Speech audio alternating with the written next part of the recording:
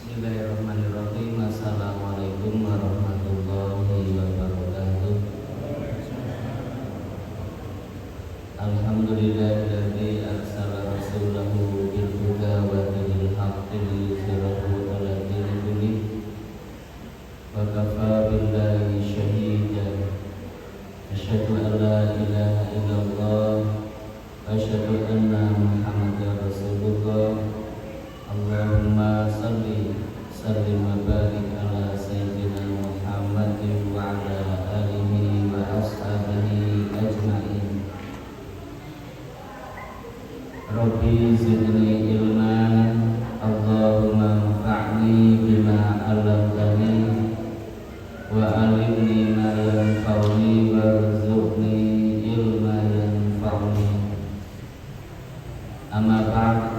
Muslimin muslimat jamaah salat maghrib rahimakumullah, kita bersyukur sore ini dianugerahi berbagai kenikmatan, wabil khusus bisa hadir di masjid untuk melaksanakan salat berjamaah.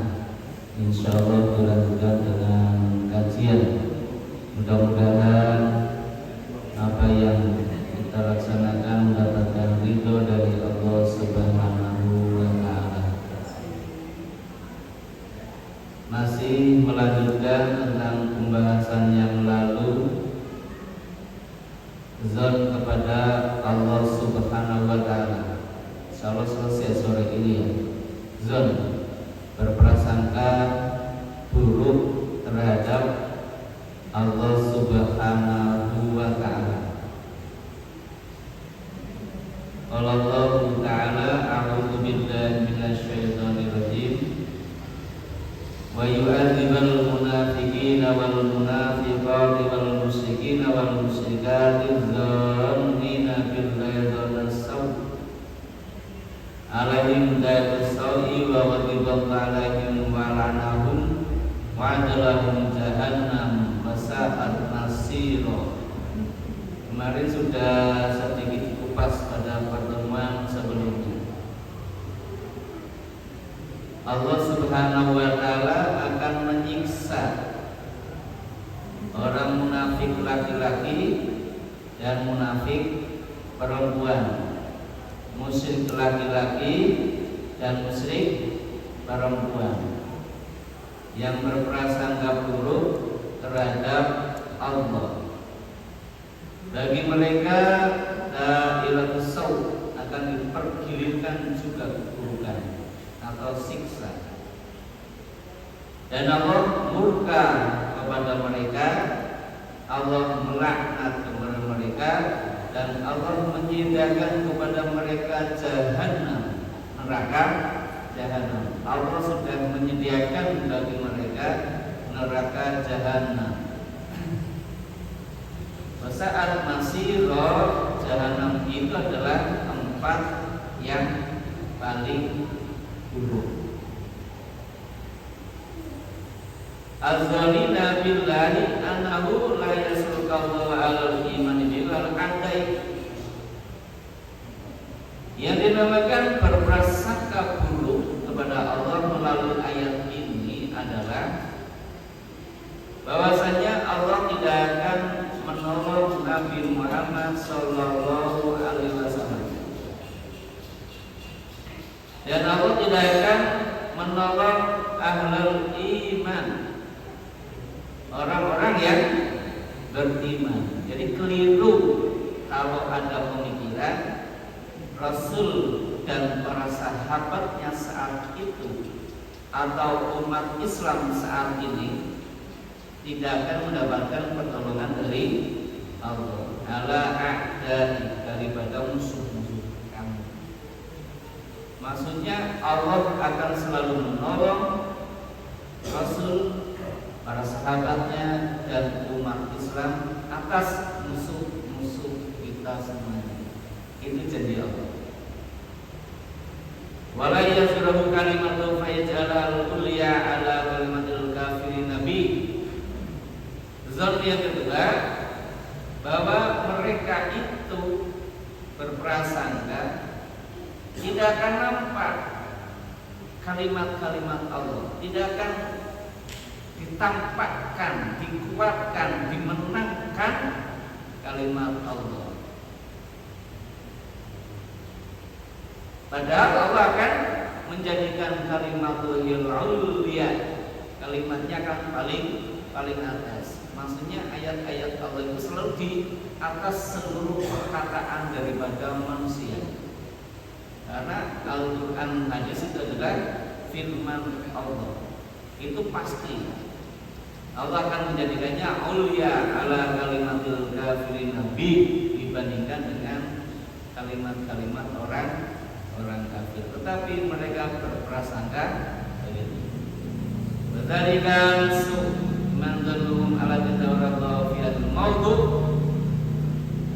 Itulah persangkaan buruk yang mereka lakukan, sebagaimana disebutkan dalam tempat ini, dalam ayat ini. Nanti bisa dilihat di dalam surat Al-Fat ayat 6 ya.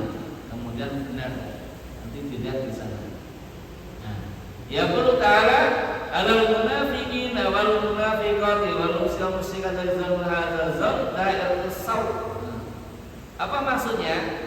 Bahwa Allah itu akan menyiksa kepada orang munafik laki-laki, munafik perempuan, musyrik laki-laki, musyrik perempuan yang mereka apa? Berprasangka buruk kepada Allah. Mereka akan dipergilirkan siksanya dari Allah.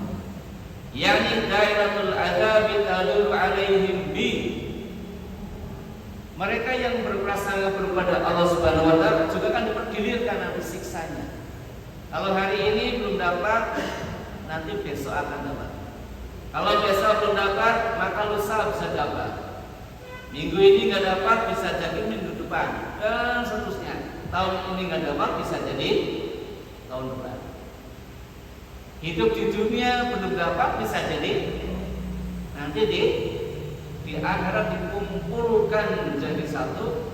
Allah biarkan di dunia merajalela, baru nanti di akhirat akan diberikan ganjaran. Allah akan mempergilirkan itu.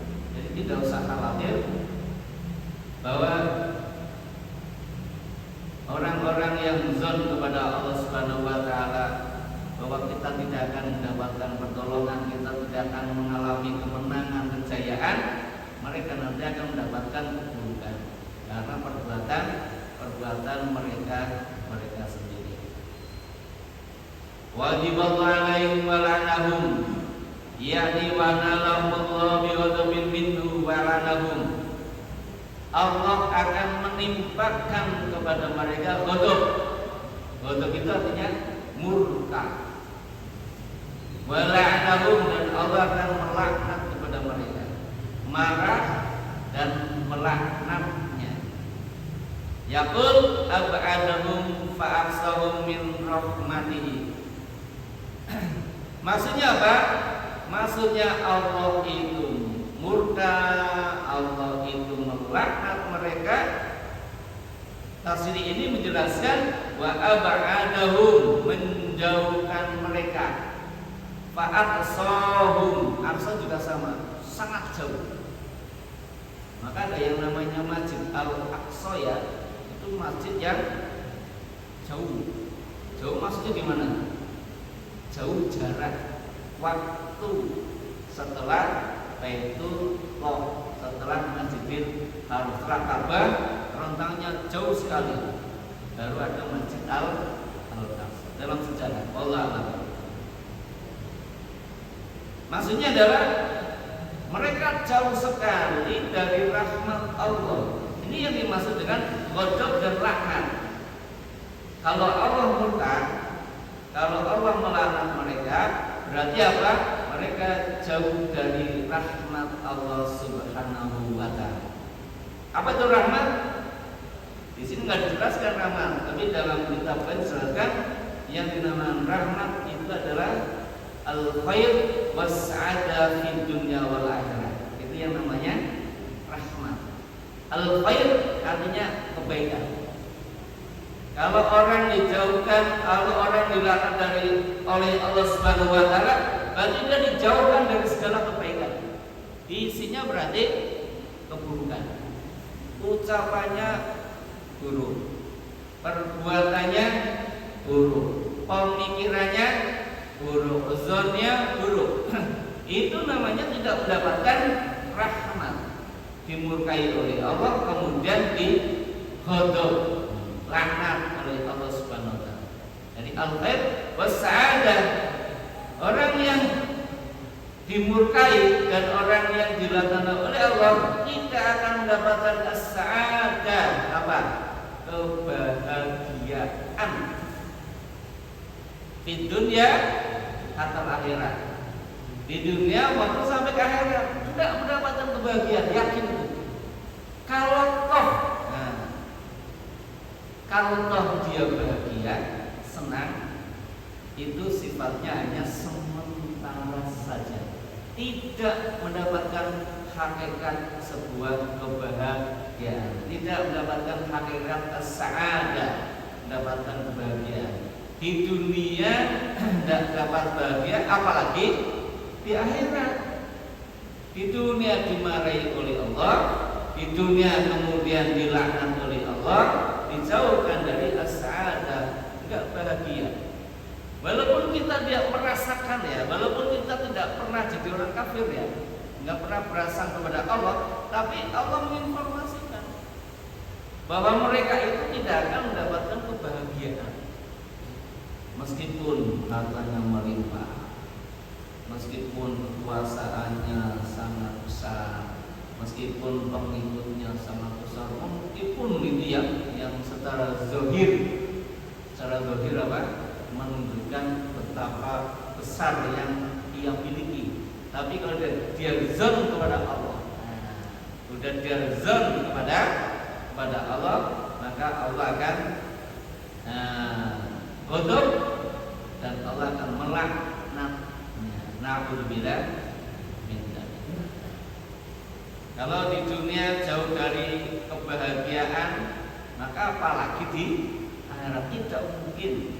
Ya, tidak mungkin orang yang zon kepada Allah Subhanahu wa taala dia akan bahagia di kebahagiaan itu sebenarnya adalah saat seseorang sedang melaksanakan perintah Allah dan Rasulullah Sallallahu Alaihi Wasallam. Itu hakikat bahagia, bukan yang lainnya, bukan yang lainnya. Perintah Allah dan Rasulnya ketika dilaksanakan tidak ada yang membosankan.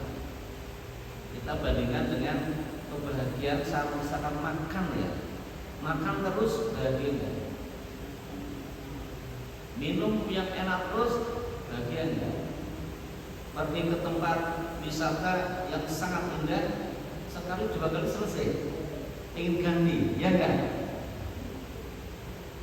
Tapi ketika seseorang sedang melaksanakan perintah Allah Subhanahu wa taala, melaksanakan perintah Rasul sallallahu alaihi wasallam, itulah dia sedang merasakan bahagia. Tetapi kalau orang sedang melaksanakan perintah Allah dan Rasulnya kok tidak merasakan bahagia, yang salah siapa? Aturannya yang dibuat oleh Allah atau yang melakukannya? Atau kita melakukannya tidak benar sehingga melaksanakan perintah Allah juga bahagia, sholat gak bahagia, wudu gak bahagia, infak gak bahagia, sedekah gak bahagia, zakat gak bahagia, nolong orang lain gak bahagia. Yang salah Allah apa kita kira-kira? Harus diperbaiki. Kenapa? Ya, kenapa kita ketika melaksanakan perintah Allah kok ya terpaksa, tidak dengan rasa kesenangan? Ya, ada prosesnya, proses mendapatkan satu kebahagiaan. Laksanakan, nanti lama-lama merasakan bahagia. Lanjut ya. Wa adalahum jahannam, Allah itu sudah menyediakan kepada mereka. Mereka siapa tadi? Munafikin, munafiqat, musyrikin, musyrikat, az-zalimina billahi dzanna sawu. Musyrik laki-laki, munafik laki-laki perempuan, musyrik laki perempuan kehidupan yang mereka zon kepada Allah, apa?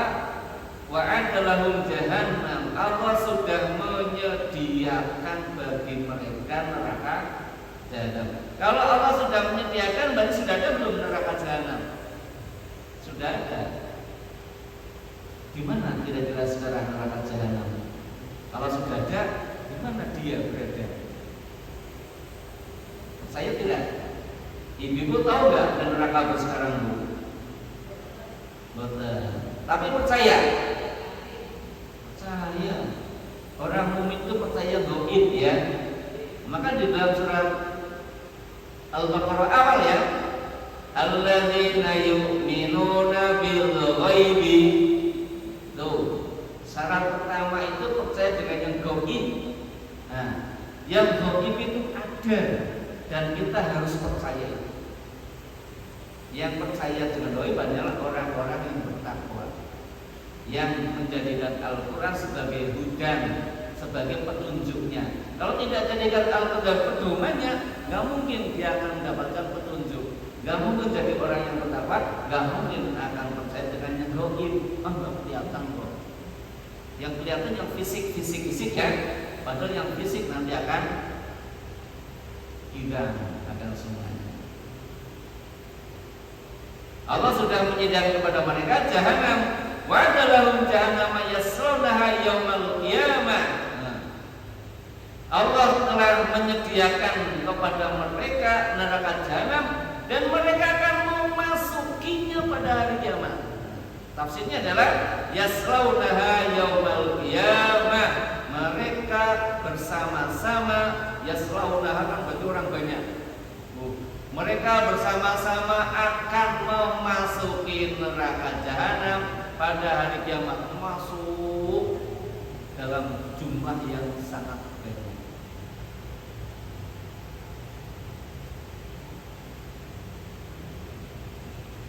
Neraka jahanam adalah saat masiro, tempat yang paling buruk. Tuh. Tempat yang paling buruk adalah neraka jahanam. Rasul mengilustrasikan siksa neraka yang paling ringan ya.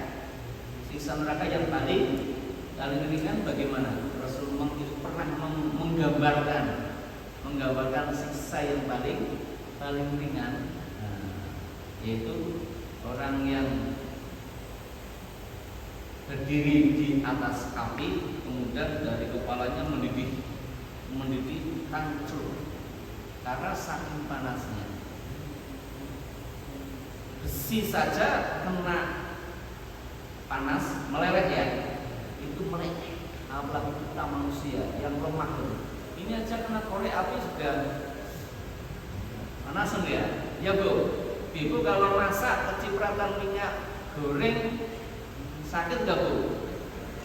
Itu baru kecipratan minyak goreng.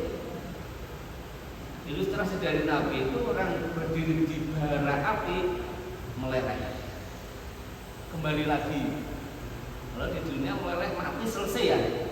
Di sana nggak selesai. Na'udzubillah. Maka kita persiapkan kematian dengan baik ya. Kalau sudah kita bahagia, siapkan mati dengan bahagia. Tetapi mati tidak pernah memberitahu kita kapan mati. Yang jelas kita harus siap mati kapan dan dimanapun. Wasaat masiro yaqul, wasaat jahannam manzilan yasiru ilaihi haulail munafiquna haulail munafiquna munafiqati wal musyrikuna wal musyrikat. Nah, siapa mereka?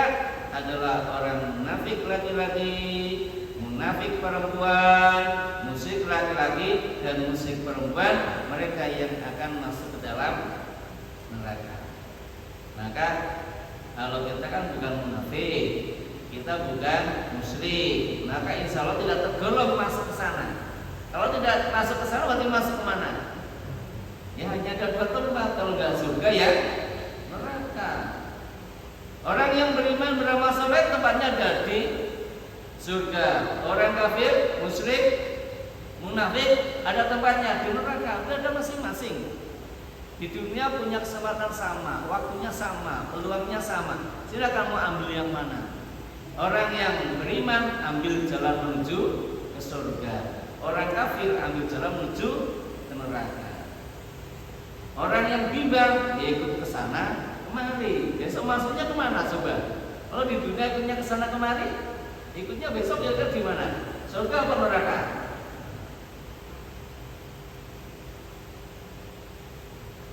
Wa qala Ibnu Katsir rahimahullahu taala.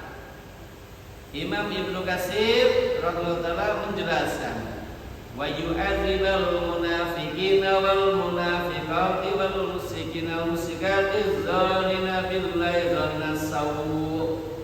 Kemarin boleh dzanna su gitu ya. Boleh silakan. Kalau di Al-Qur'an itu apa Pak? Dzanna sawu apa dzanna su? So, nah, jadi kalau udah ngaji ini, besok ada yang mengatakan, yang membaca dzanna sawu, jangan disalahkan. Dzanna su, jangan disalahkan. Oh, nanti pernah ngaji. Kalau ada yang membaca di Al-Qur'annya adzanna billahi dzanna sawu, kemudian dibaca dzanna su. Nah, kita menyalahkan salah harokatnya. Berarti ngajinya baru satu. Ya. Baru ngajinya lewat teks daripada mushaf Utsmani. Boleh su, boleh sau. Pembahasannya kemarin. Kenapa tidak? Kenapa sau, kenapa su? Sudah dibahas kemarin ya? Tidak. Beliau mengatakan Allah akan mengazab orang-orang munafik laki-laki dan munafik perempuan, musyrikin laki-laki dan musyrikin perempuan yang mereka berberusaha pada Allah. Yadhamunallaha fi hukmihi wa yazunnuna bi rasuli sallallahu alaihi wasallam wa ashabihi ayyuqtalu wa yuzabu bil kulliyah. Ibnu Katsir menjelaskan bahwa orang munafik laki-laki perempuan dan musyrik perempuan yang mereka bersama dengan Allah, mereka itu menuduh kepada Allah melalui hukumnya. Aneh ya. Masa Allah dituduh? Terlalu ada. Allah kok dituduh, digugat. Kalau yang digugat itu kan yang tidak benar ya. Ini Allah digugat. Allah itu dituduh oleh orang munafik dan orang musyrik yang zon kepada Allah Subhanahu wa taala. Apa maksudnya? Mereka menyangka bahwasanya Rasul dan para sahabatnya ayyuqtalu pasti akan terbunuh. Ini cerita sejarah ya. Cerita sejarah maksudnya dulu itu pemikiran orang-orang musyrik, orang-orang munafik itu mereka punya keyakinan Muhammad pasti mati ketika perang. Sahabat-sahabatnya pasti mati. Itu adalah persangkaan mereka. Allah tidak mungkin menolong mereka. Walaupun ini konteksnya sejarah, tapi Al-Quran itu selalu solid fi kulli zaman wa makan. Al-Quran itu selalu relevan kapan dan dimanapun. Walaupun cerita sejarah, tapi hari ini juga berlaku. Ya, hari ini berlaku, besok berlaku, kapanpun berlaku. Itu yang namanya Al-Quran. Makan dimanapun, di Indonesia, di Australia, dimanapun itu berlaku. Maka orang-orang yang menyangka bahwa umat Islam itu tidak mungkin akan menang, mereka akan terbunuh, itu adalah persangkaan yang buruk kepada Allah Subhanahu wa ta'ala. Wa yazabu bil kulliyah. Mereka menyangka bahwasanya akan hancur semuanya. Nabi Muhammad akan bisa dibunuh, para sahabat habis semuanya, Islam akan hilang semuanya, hancur semuanya. Itu adalah zonnya dari orang-orang yang musyrik dan orang munafik. Tapi faktanya sekarang, apakah Islam hancur? Apa terus berkembang? Terus berkembang. Ya, Islam akan terus berkembang. Karena Profesor Hamka pernah bilang gini ya, Prof Hamka, Haji Amrullah Hamka Pak Haji Abdul Malik Karim Amrullah ya. Nah, jadi itu kan disingkat Hamka ya. Maka tafsir dengan iklan dan tafsir Hamka ya. Dan nulis tafsir itu waktu di penjara Pak ya. Ya beliau di penjara berlama di penjara gak biasa Pak. Di zaman dulu ya. Zaman dulu. Nah, beliau mengatakan begini ya. Ini menarik sekali menurut saya ya.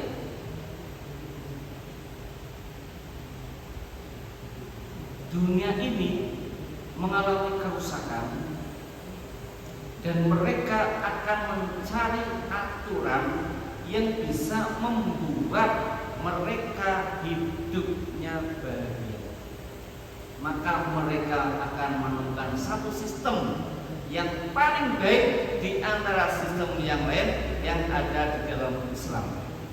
Walaupun mereka tidak memeluk agama Islam. Bisa dipahami kan? Kerusakan yang makin merajalela ya. Banjirnya makin ngeri apa makin sedap? Ya, itu baru sedikit. Belum lagi fasad yang lainnya ya.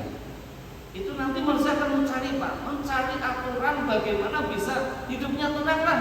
Isinya kelahi, bunuh diri, membunuh orang, perang dan sebagainya. Lama-lama mengalami kejenuhan enggak? Jenuh itu manusia. Manusia akan mengalami kejenuhan, ingin mencari peraturan yang pas di dunia. Maka nanti akan ditemukan aturan yang paling tepat adalah Islam. Dunia nanti akan mengetahui aturan yang paling tepat adalah Islam, meskipun mereka tidak beragama Islam. Bukan berarti mereka sebenarnya masuk Islam, tidak.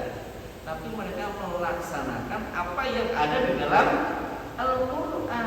Mereka melaksanakan apa dalam hadis, tetapi tidak mengucapkan kalimat asyhadu alla ilaha illallah wa asyhadu anna muhammadar rasulullah.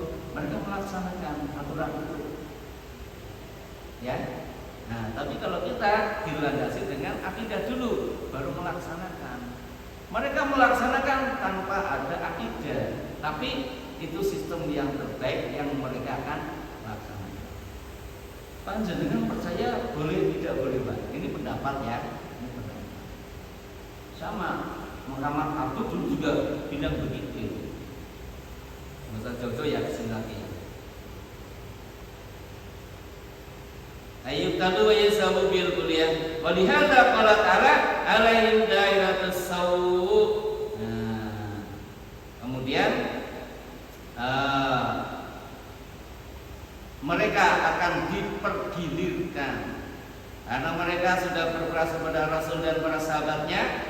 Kalau Rasul dan sahabatnya mereka pasti akan mati dalam pertempuran dan mereka akan hancur semuanya. Tapi ternyata Allah alaihim daratus, justru Allah yang akan mempergilirkan kepada mereka kalahannya, kematiannya, azabnya dari Allah Subhanahu wa ta'ala. Wallahu a'lam bishawab. Selesai babnya. Ada yang mau bertanya? Silakan. Ibu-ibu mau tanya nggak Bu?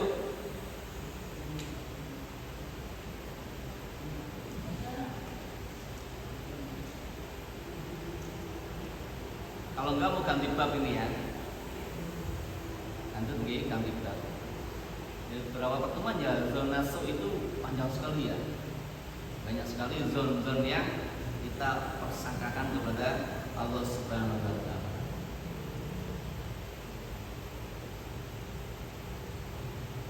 Babun maja fi munkaril qadar.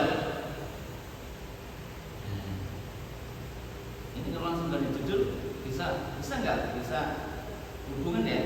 Ini bab selesai dulu ya. Saya selesai. Kita ganti bab yang judulnya adalah larangan mengingkari takdir. larangan mengingkari takdir atau larangan tidak percaya dari takdir. Ai minal wa'idi syadidi wan nahwi zalika. Apa yang dimaksud dengan judul itu? Bahwasanya al-wa'idi syadid, ancaman yang sangat keras kepada siapa? Kepada orang yang tidak percaya dengan takdir, tidak percaya dengan ketentuan dari Allah. Itu diancam dengan ancaman yang sangat besar oleh Allah Subhanahu wa taala. Abu Dawud an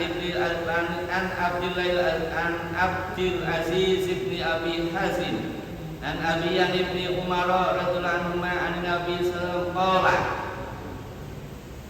Diawali dengan menukil hadis yang diriwayatkan oleh Imam Abu Dawud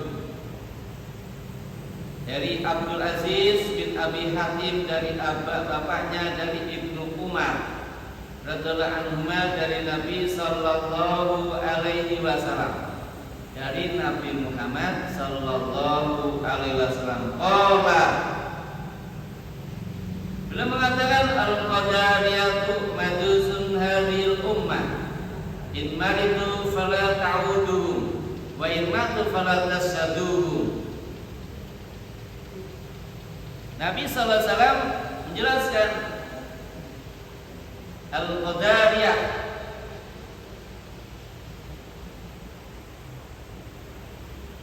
orang yang kaum qadariyah ya. Mereka adalah kaum majusi dari umat ini.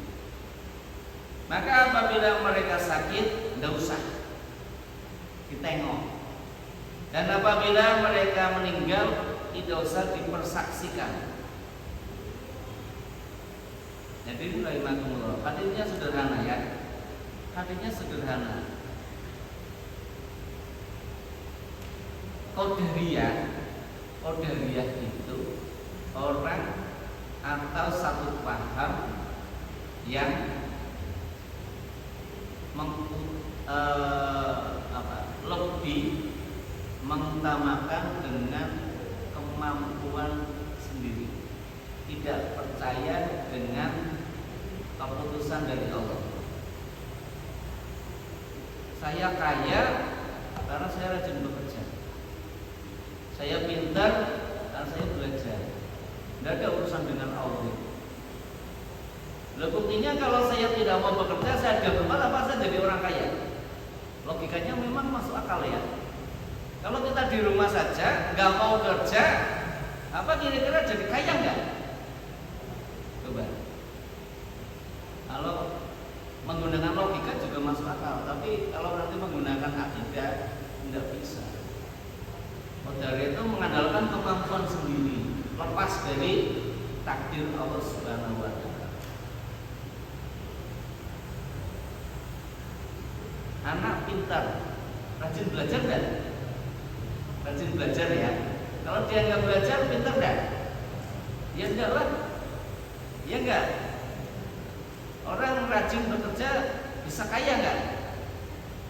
Orang malas-malesan kerja ketompo sakilo makatnya. Kalau mau berangkat, kalau nggak mau berangkat, terus siang baru berangkat, baru datang 1 jam pulang. Itu kira-kira cepat dipecat apa tidak? Jadi orang kaya enggak? Enggak apa-apa, ya enggak? Benar apa salah? Jangan bingung ya. Ini ada pemikiran-pemikiran qadariyah.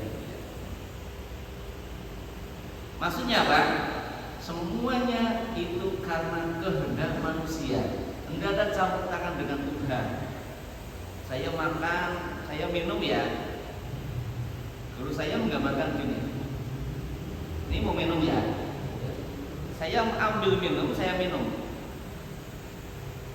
Itu kehendak Allah, apa kemampuan saya? Coba.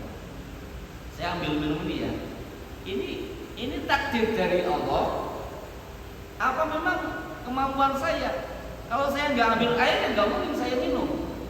Nggak ada hubungan dengan Tuhan. Gimana Pak kira-kira?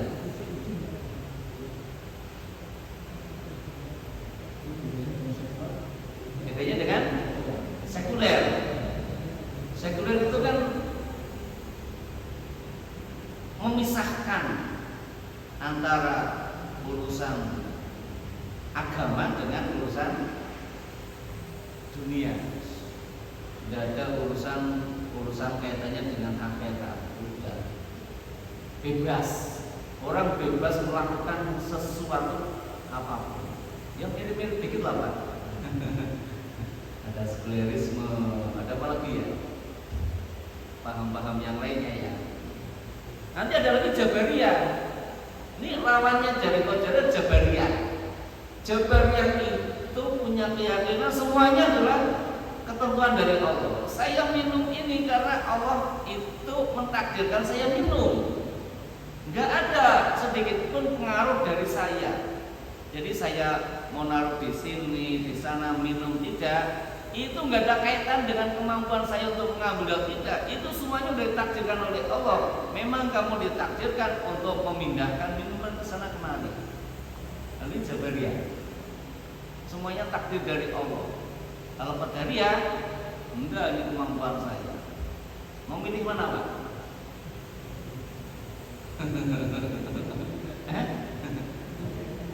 Kali-kali diajar berpikir ya. Ini yang betul yang mana Pak? Yang betul itu apakah kalau saya minum itu adalah kekuasaan saya minum atau tidak? Atau kalau saya minum itu udah takdir dari Allah? Pilih yang mana? Yang A yang B? Ini agak bingung ya. Pilih A yang kata salah, pilih B juga kata salah. Yang benar yang mana? Betul semuanya. Itu betul semuanya. Masa betul semuanya ini gimana ya? Yang betul ya satu lah Bu. Ya. Enggak ada betul semuanya. Betul pasti satu ya. Ada keterkaitannya, jempol itu. Ada keterkaitan antara ya. Nah, betul itu ya. Ya, jadi apa? Nanti kita bahas ke sana ya. Insyaallah dia akan kita bahas. Itu paling punya gambaran dulu ya. Punya gambaran dulu. Judul ini adalah ancaman bagi orang yang tidak percaya dengan takdir. Itu ancaman. Kalau begitu takdir ada tidak? Ada. Usaha manusia ada atau tidak? Ada. Takdir juga ada, ikhtiar juga ada. Berarti antara ikhtiar dan takdir itu ada hubungannya enggak? Ada hubungannya antara usaha dengan takdir Allah Subhanahu wa taala. Hadirin rahimakumullah. Ini hadisnya cukup panjang ya. Mungkin pernah mendengarkan ini ya. Pernah mendengarkan hadis yang cukup panjang itu ya. Nanti kalau cukup ya.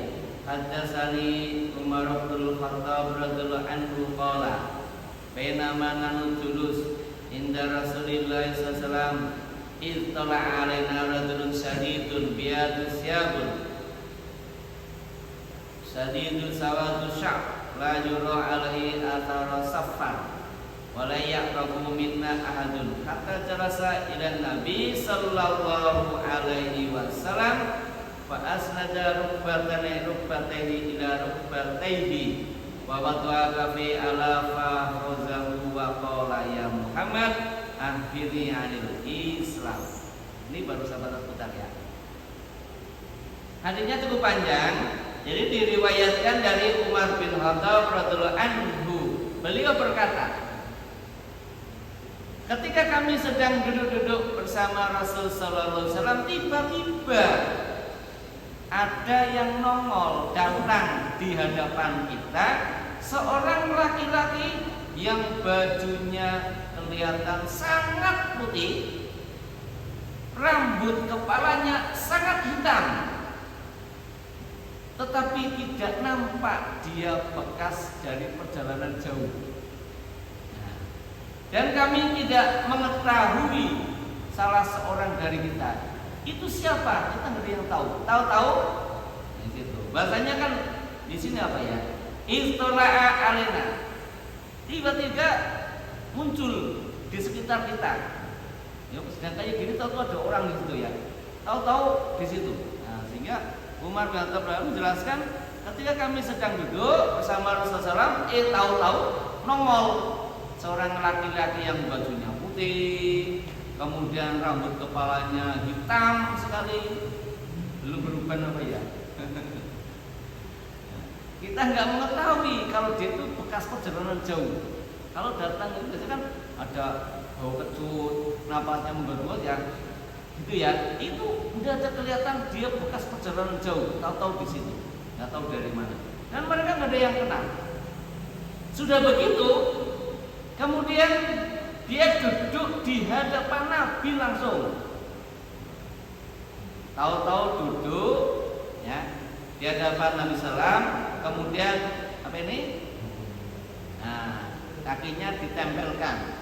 Jadi gini, duduk nempel dua silo ya, sama-sama di depan Nabi silo. Kemudian tangannya diletakkan di pupunya Nabi, letakkan di sini. Nah, langsung gitu ya. Kira paham ya? Nggak usah didemonstrasikan ya. Jadi datang ke sini langsung madep, ini ya dengkul sama dengkul, kemudian tangan orang diletakkan di pahanya Nabi. Nah, udah kayak gitu. Nah, ya. Disaksikan oleh para sahabat. Ya Muhammad akhbirni alil Islam. Orang itu bertanya, Muhammad, ceritakan kepada saya tentang Islam. Apa itu Islam? Ceritakan kepada saya.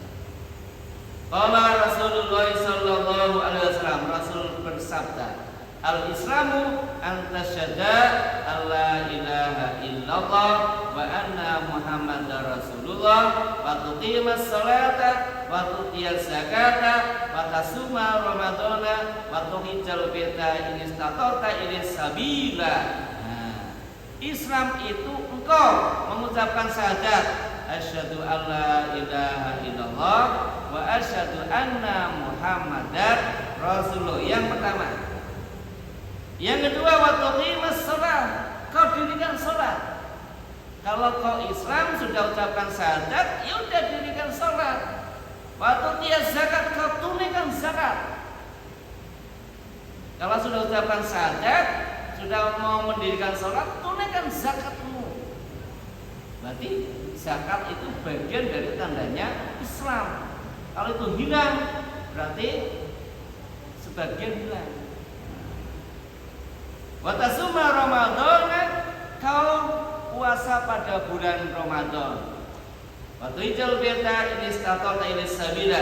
Yang selanjutnya adalah kau berangkat haji ke Baitullah kalau kamu mampu. Ini nomor yang lima, kalau kamu mampu.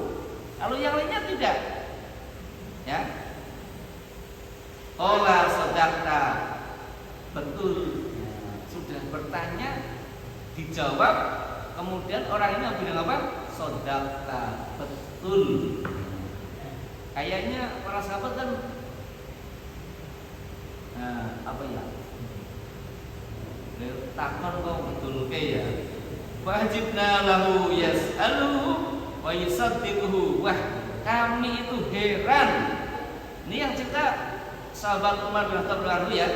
Kami semua heran dia itu bertanya tapi kemudian membetulkannya. Qala fa'akhbirni anil iman. Lalu orang itu tanya lagi, Muhammad, ceritakan kepada saya apa itu iman. Qala, Nabi menjawab, antumina billahi wa malaikatihi wa kutubihi wa rusuli wal yaumil akhir wa mina bil qadari khairihi wa syarrihi. Nah, yang dinamakan iman itu kau iman kepada Allah, iman kepada malaikat, iman kepada kitab, iman kepada rasul, iman kepada hari akhir, dan iman kepada takdir yang baik maupun yang buruk. Nanti yang dibahas di sana ya. Tapi kan tidak mungkin nanti dipotong gitu ya, jadi dibacakan semuanya. Yang keenam adalah kau percaya dengan takdir baik maupun buruk.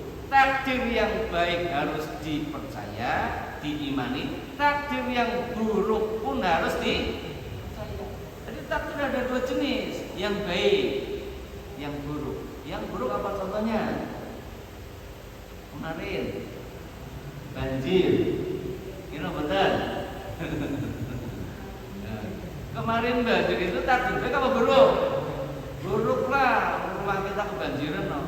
Saya 2 hari juga nguras sekolahan gitu ya. Ini juga bahkan tuh ya, dan yang lainnya. Itu buruk. Kalau itu takdir dari Allah, kita percaya apa tidak? Itu masalahnya. Neng Rasulullah berarti tidak beriman. Dan ngene banjir ora barbar. Ya sudah. Itu namanya tidak tu'mina bil qadari khairihi wa syarrihi. Dia itu harus beriman pada takdir Allah yang baik maupun yang buruk. Jangan hanya iman kepada takdir yang baik, ya, yang baik diimani, yang buruk tidak. Ini namanya tidak beriman. Qala sadaqta, orang itu bilang kau benar Muhammad. Qala fahbini anil ihsan. Muhammad, sekarang ceritakan pada saya tentang ihsan. Islam, iman, ihsan. Ihsan ceritakan. Qala anta budallaha ka'annaka tarah fa illam takun tarah fa innahu yarah. Jajan ya. Itu ya. Ihsan itu engkau menyembah kepada Allah seolah-olah engkau sedang melihat Allah. Kau beribadah kepada Allah seolah-olah kau sedang melihat Allah. Kalau kau tidak bisa menyembah Allah seolah-olah kamu sedang melihat Allah, maka yakinlah kamu bahwa Allah itu melihat dirimu. Yang pertama itu mampu melihat Allah ketika kita ibadah. Tapi kalau nggak mampu, sudah yakin Allah melihat. Wallahu a'lam bishawab. Ini masih panjang juga hadisnya ya. Nanti ditambah dengan tanya tentang kiamat. Muhammad, apa itu kiamat? Kapan kiamat? Nanti dijelaskan pada yang ada. Nanti kita akhiri dulu dengan bacaan doa kafaratul majlis. Subhanakallahumma wa bihamdika asyhadu an la ilaha illa anta astaghfiruka wa atubu ilaik. Wassalamualaikum warahmatullahi wabarakatuh.